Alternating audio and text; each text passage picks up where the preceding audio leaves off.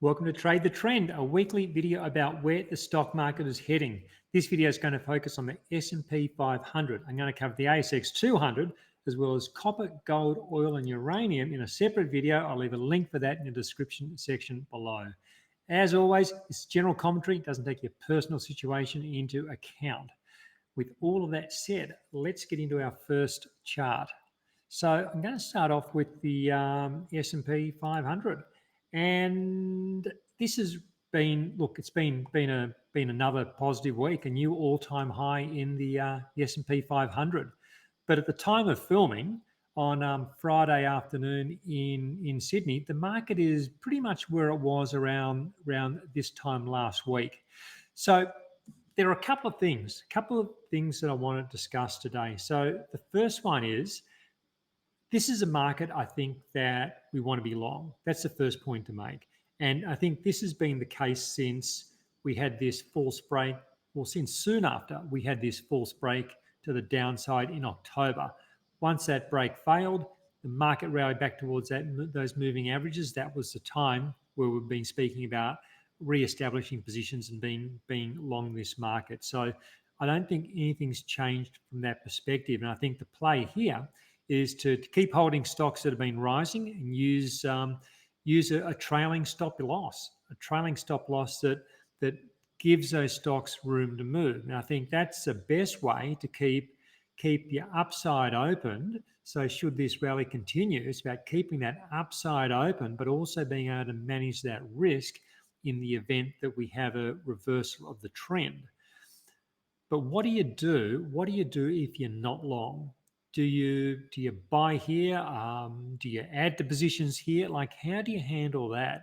And I think, as I've been saying over the last 2 or 3 weeks, I just don't think this is an asymmetric entry point for the S&P 500. I still think there's a strong possibility that we do get some sort of a near-term pullback back towards these moving averages. So I've got the 50 and the 100-day moving averages on the on this chart.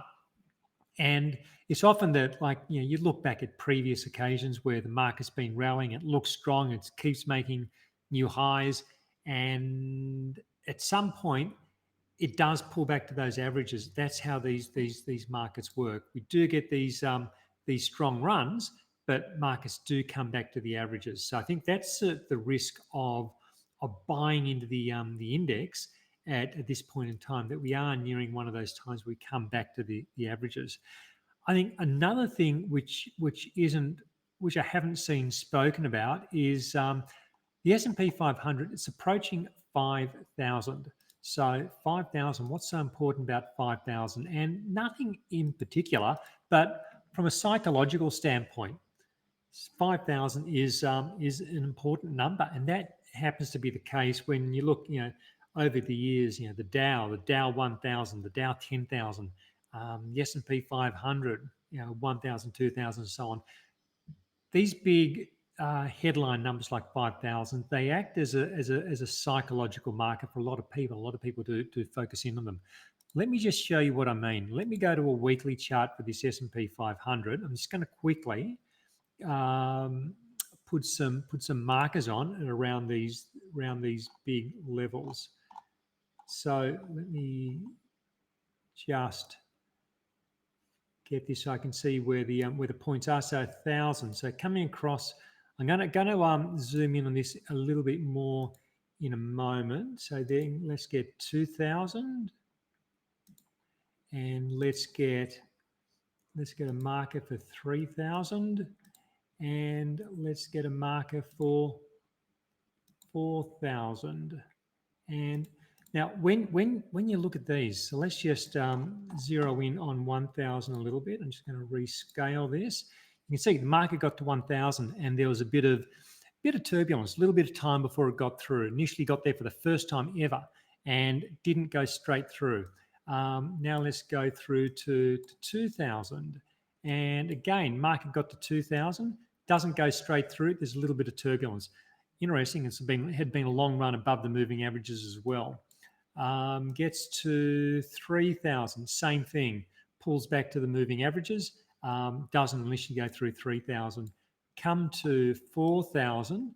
Doesn't initially look like there's too much going on there, but let me just jump over to a daily chart and go across to 4,000.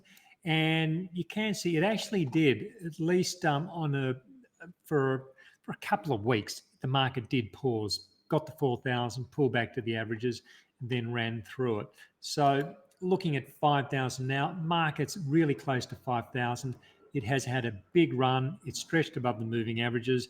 I think that adds to the scenario that we are getting close to a pause in the S&P 500 and quite possibly a retest of those moving averages. It's not looking for a top. I want to stress that. This is not about looking for a top. It's just highlighting the risk of a consolidation.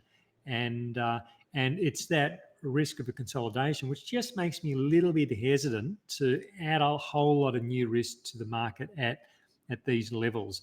As I've been saying, I think the play here is hold trending stocks. So if your stocks are trending higher, I'd want to be holding them. And also I'd be considering breakouts and new stocks. I'm just not so excited about chasing stocks that are extended after being on big rallies due to some of these factors which I've been talking about. But if you don't already have exposure, I'll show you another possibility that I'd consider.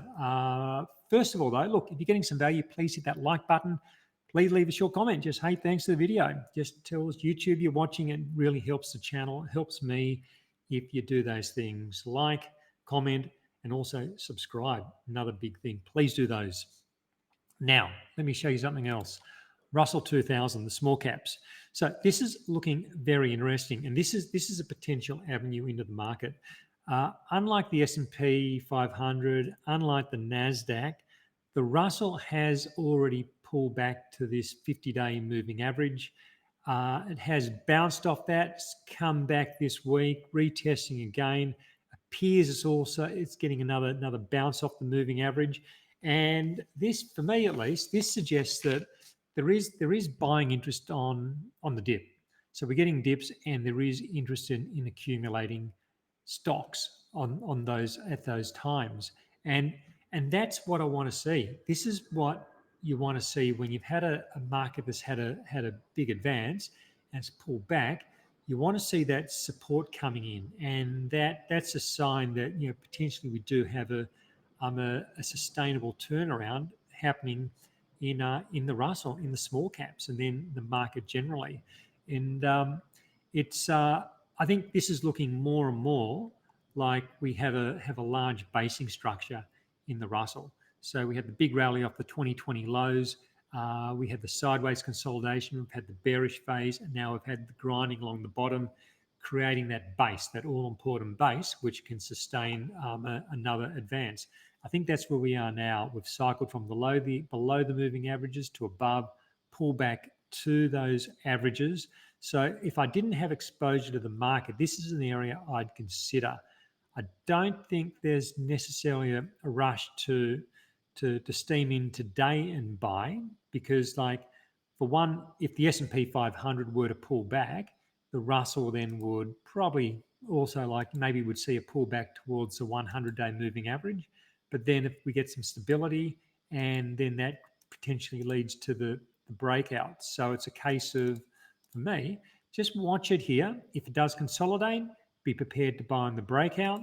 If it doesn't consolidate, if it just goes straight through, well, then there's also the possibility of buying on a near-term breakout above this overhead resistance. It comes in around 2020, thereabouts. For me, I think it